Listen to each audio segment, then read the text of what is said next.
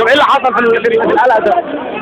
كان في بنت واقفه فوق على مراتها بتاعت تقريبا على ما اعتقد 6 ابريل، عملت حركات بايديها قله ادب للشباب، حركات اباحه يعني، مش عايز اقول ايه بالظبط، مش عايز اوضح، ولكن طبعا الشباب اللي كانوا واقفين مش شرط بقى شباب سنيه ولا غير سنيه او مسلم او مسيحي، حركات ما ترضاش اي شاب عامه ما ترضوش، فطبعا قالوا لها انزلي، فراحت شتماهم، والشباب اللي معاهم فوق القاعه قالوا لهم الناس ينزلوهم وخلاص وضعوا على الفتنه والحمد لله.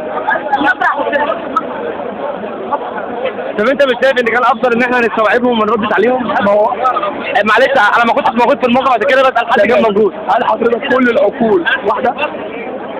هل كل الناس واحده؟ عقلهم واحد؟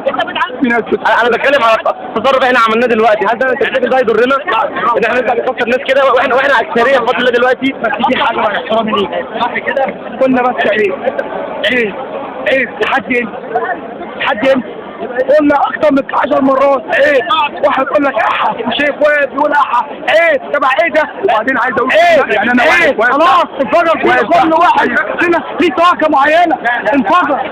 انا عايز اقول كلمه بس، انا واقف تحت الباب اللي بيحصل حتى انتوا كلهم نزلوهم من فوق، شباب ما لهمش دعوه ولا بحاجه ولا بالتنوين، كانوا واقفين وما عجبهمش الكلام وهم طلعوا نزلوه، وبعد كده يعني اللي بدا بالنزول الاول شباب عاديين ما لهمش دعوه باي حاجه، وبعد كده المسلمين لما شافوا كده بقى قالوا مع السلامه، طلعوا على فتنه.